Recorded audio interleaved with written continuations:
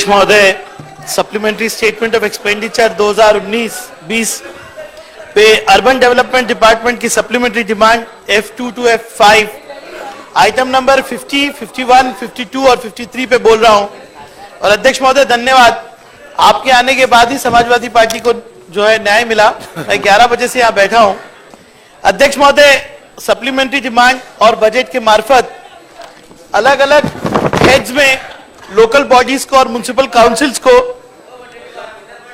Fund दिया जाता है। और अध्यक्ष महोदय, यूडी की ही निगरानी में लोकल बॉडीज काम करती है।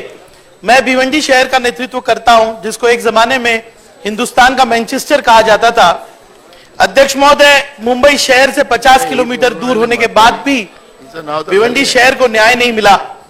अध्यक्ष महोदय, इस डिमांड के अंदर आप देखेंगे तो लोकल बॉडीज को रोड्स, ब्रिजेस और अदर इंफ्रास्ट्रक्चर के लिए अनुदान मिलता है।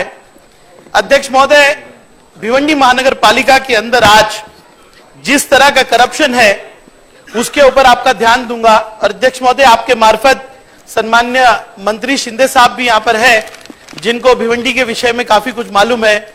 शिंदे साहब, आप जानते हैं कि पिछली ही महीने महापौर के इलेक्शन में क्या हुआ। अध्यक्ष महोदय, मैं आपके मार्फत अर्बन डेवलपमेंट डिपार्टमेंट को यह कहना चाहूंगा कि मेरा जो अनुभव है पिछले जब से मैं चुन के आया हूं, मैं मुंबई महानगर पालिका में काम किया और नगर सेवक और आज भी हूं।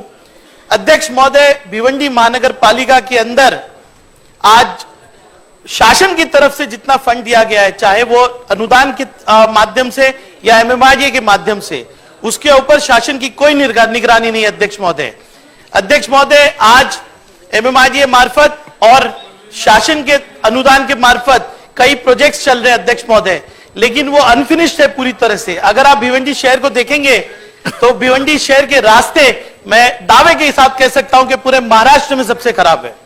अध्यक्ष महोदय, आज हमारे यहां पर लाइफलाइन कहा जाता है, एक ही ब्रिज है अध्यक्ष महोदय। अध्यक्ष महोदय, 7 साल पहले ब्रिज बनने के बाद आज ऐसी अवस्था है कि उसके ऊपर हैवी व्हीकल नहीं जा सकती। अध्यक्ष महोदय, आप देखेंगे भिवंडी शहर आज पोल्यूशन की मात्रा में दिल्ली के बाद आ रहा है। अध्यक्ष महोदय, आज 30 से 40 टक्के जो पॉपुलेशन है भिवंडीकरों का, वो मास्क पहन के घूम रहा है।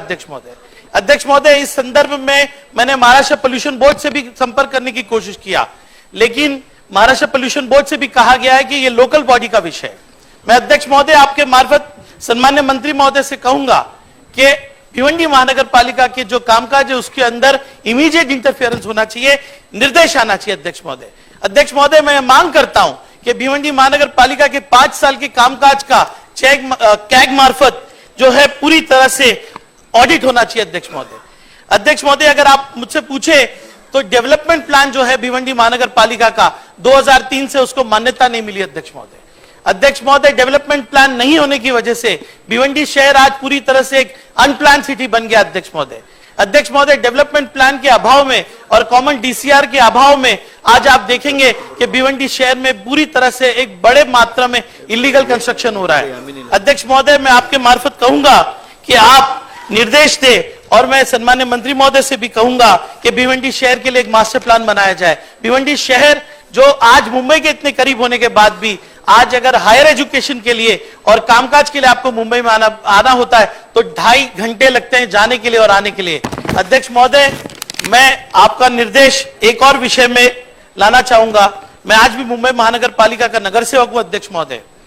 अध्यक्ष महोदय, मुझे यह सौभाग्य मिला कि मुंबई जैसे शहर के अंदर डीपी प्लान जब बना तो उसके अंदर हमारा पार्टिसिपेशन रहा। अध्यक्ष महोदय, 2034 का जो डीपी प्लान है बड़ी मेहनत से पूरे महानगर पालिका ने बनाया। अध्यक्ष महोदय, आप अगर देखेंगे तो डीपी प्लान के अंदर मुंबई में, जैसे अभी अमित साटम जी ने भी ये सूचना की थी कि 0.04% पर पर्सन स्क्वायर किलोमीटर का ओपन स्पेस है। लेकिन अध्यक्ष महोदय, पिछली सरकार मार्फत अपॉइंट किए हुए आयुक्त ने आज गट नेताओं के समक्ष एक पॉलिसी लाई है जहां पे ओपन स्पेसेस जो एक्वायर करना चाहिए उसको एक्वायर करने से प्रशासन नकार रहा है। अध्यक्ष महोदय, ये डीपी प्लान का उल्लंघन है। अध्यक्ष महोदय, मैं सन्मान्य मंत्री महोदय से भी कहूंगा, क्योंकि शिवसेना की सत्ता है महानगर पालिका में, अध्यक्ष महोदय ऐसी पॉलिसीज को सरकार स्वीकार न करे, और आपने मुझे बोलने का समय दिया, मैं आपका आभारी हूं। धन्यवाद।